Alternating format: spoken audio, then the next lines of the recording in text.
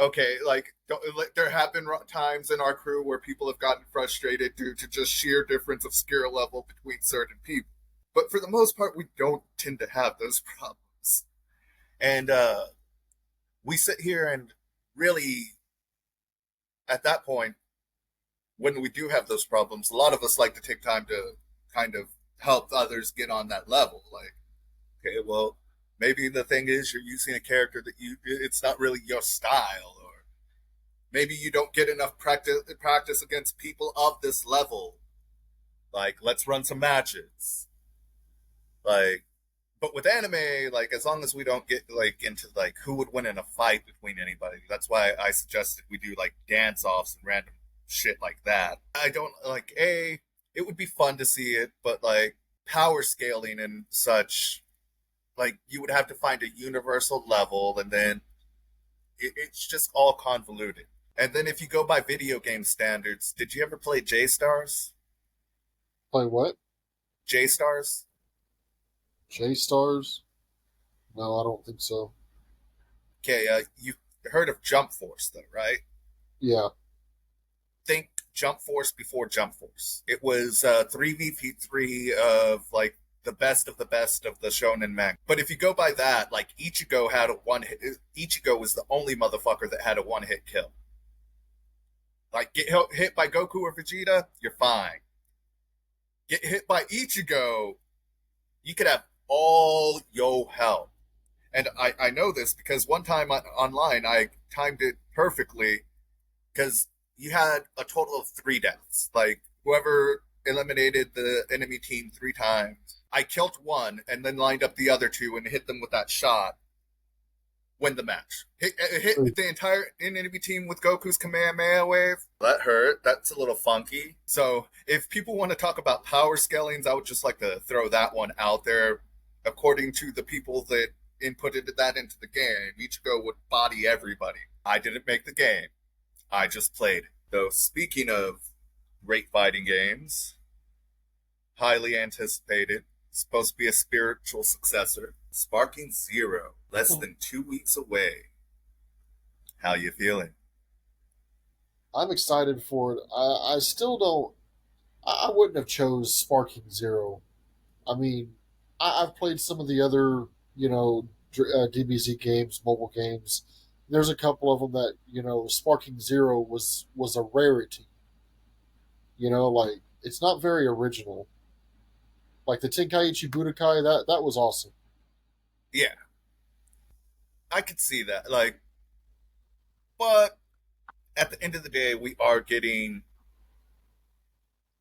Like. There's a couple of things I think about it that just make it above board, and in my opinion, unless like the game just completely like the mechanics completely below and the fighting system's just out of whack, I think it could honestly be the game. Like you're gonna have all these nerds like you and me that played Tenkaichi and Budokai back in the day, like, oh yeah. And it's like at that point, a lot of those people have kids now, so you're gonna have them putting on the next generation into it.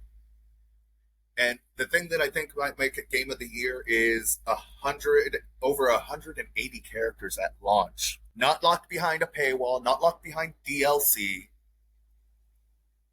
I, I'm Well, I'm honest, actually I'm actually kind of hoping it they make everybody work for everybody, like we had to back in the day. yeah. Well, to that point, the starting roster is fine, but not most of those characters should be locked behind content that's in the game. They Yeah, should be like rewards for things, or et cetera, et cetera. That was half the purpose of the Dragon Balls and any of the other games was to unlock characters. I agree. The caveat, like, I wouldn't mind them having like in WWE, you have to unlock a lot of the wrestlers, but they have an accelerator that will just unlock all of that for X amount of dollars. And I wouldn't object to that because there are those people that don't have the time to do the grind all the time. And to grind for like 180 some odd characters, I can understand. Like if you work at like 40 plus hours a week and you're just trying to come back and like throw down with your boys and you want the like The caveat though would be you would still have to grind to some degree because if they have the equipment and like the capsules and stuff to boost the stats, those were you had to grind for a lot of those. You had to get the money. You had to make a wish for. You had to grind for like. So I feel it's going to be a healthy. Like I wouldn't object to a healthy balance of okay, if you need an accelerator and you can't like grind through all of it, like you can't grind through the game because you don't have the time that it would take. We feel you. Here's a pass to buy. For those that grind, you grind, and at that point, as you're getting stuff, you might get special allocated things that are located that can only be acquired through the grind. Like you don't want too much of the like you don't want too much given away to pay to play, and I think DBZ is a place where they can really shine in the aspect of balancing grind and pay, and not just oh, if you want this cool stuff, you have to give us more money for a game that should have had this already included. Square Enix, take note. You make another Final Fantasy game and break it up into its discs, I will not be buying it. I will be talking so much trash on you online. Like, that, I will make that my sole purpose. Because you told me they were doing 9, right? Yeah. Okay, you do the same shit you did with 7 with 9. We're gonna be having issues, you and me. Like, read the shirt. The effort that I put into not being a serial killer should be acknowledged and appreciated. And I do that by playing video games and watching nerd shit. Stop playing with my vices. Huh. Now that I've got that little Square Enix burial over with. Honestly, like with the whole, like I said, we still have a bit under 2 weeks to go to see what it's all about, and we're definitely like expect a bunch of game clips of me and this dude just beating the ever living hell out of each other. Like that's really what we've been waiting for this game for. Is like we want to beat the hell out of each other. Like yeah, the story's great, and we're gonna grind, but we're gonna beat the hell out of each other. Like that's a given. Like you're gonna get some clips of that. Now there is still a lot of unknown. Like I hear they're gonna have like this interesting what if saga, like a feature where you'll be able to mix and match story interventions and such. Huh. Like there's some new feature that where it's kind of like create your own saga kind of thing is what I heard. I may be mistaken, but that seems interesting. It could be very interesting, especially since at this point in time, like if I did that, I Super Brawly versus original Brawly. That would be a saga worth seeing. Yeah. Like, oh, you cared about your dad, bitch? Get the fuck out of here with that weak shit. Like Frieza being obviously dramatic whenever he killed Paragus.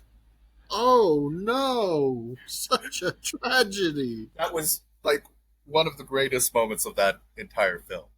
And then, like, because like you and I have discussed this before, he had to be getting his ass beat for at least an hour or more.